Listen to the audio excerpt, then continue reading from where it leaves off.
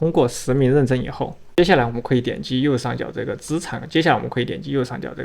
管理，这里有个我的资产。那你可以在手机上进行购买，那你可以通过手机的 APP 进行购买，当然你也可以通过网页版进行购买都没有问题。在购买之前，我们需要理解一个概念，就是 USDT。那什么是 USDT 呢？USDT 是一种被称为稳定币的一个加密货币，它的主要特点与美元的话进行一个挂钩。那一个 USDT 相当于的话可以等于1美元。通俗的讲的话，你可以把它看作是一个加密货币的一个美元。那它的目的的话是保持价值的一个稳定避免像比特币、以太坊等其他加密货币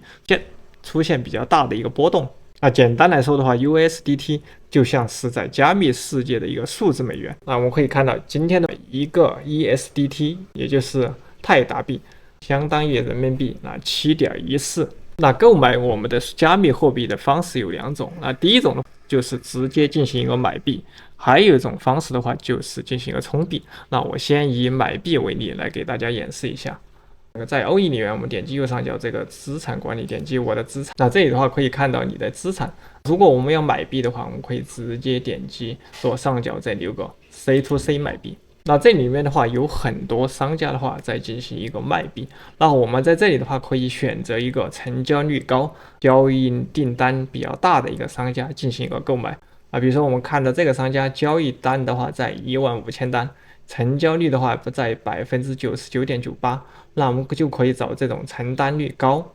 这个承担率在 99.99%， 承担单数的话在5万单，那我们可以选择这一个。比如说我们选择这个，我们点击右边这个购买。然后在中国大陆地区的话，它支持的购买方式可以用支付宝，可以用微信，还可以通过我们的银行卡。你可以在这个地方进行筛选。你可以筛选出支持支付宝的商家支付微信的商家、支付银行卡的一个商家它会显示出来。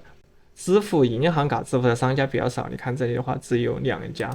支持我们支付宝和微信的商家的话就比较多。我这里选择一个支付宝，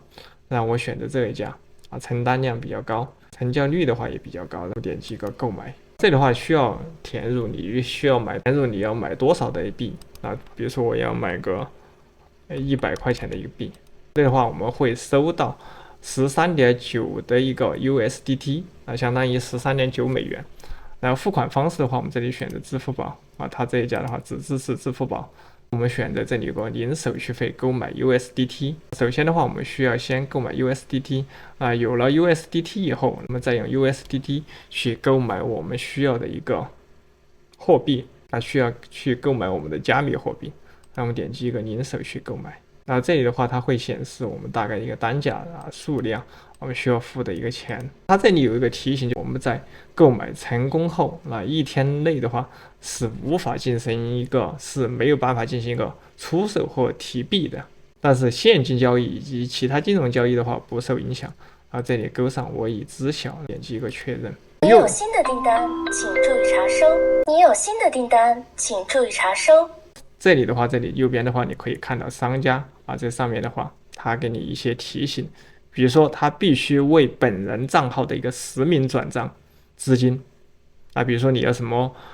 洗黑钱刷分的话，他发现的话，他们会报警处理，然后告诉你炒币有风险投资需谨慎。我们需要理性的一个投资必须进行一个平台的一个实名一致付款也就是说你支付宝付款的姓名必须要和你在刚才 OE 的一个支付宝实名必须是同一个人才行，否则的话他就不会放币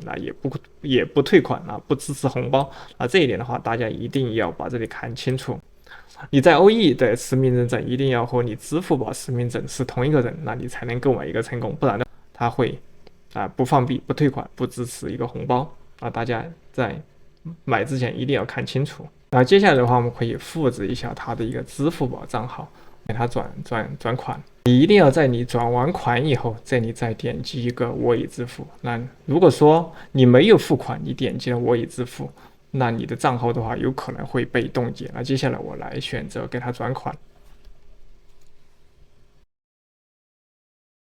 点击左边这里有个我已支付，我们点一下它，把我们刚才支付宝的一个转账的一个交易证明的话传进来以后的话，我们点击这边一个确认已付款这里的话，那你可以看到右边的聊天窗口的话，它会自动把我们的交易截图发送给他。接下来我们要做的话，就是等待它把这个 USDT 转到我们的账户。这下面有一个 C to C 的交易须知如果说你没有收到一个数字货币怎么办？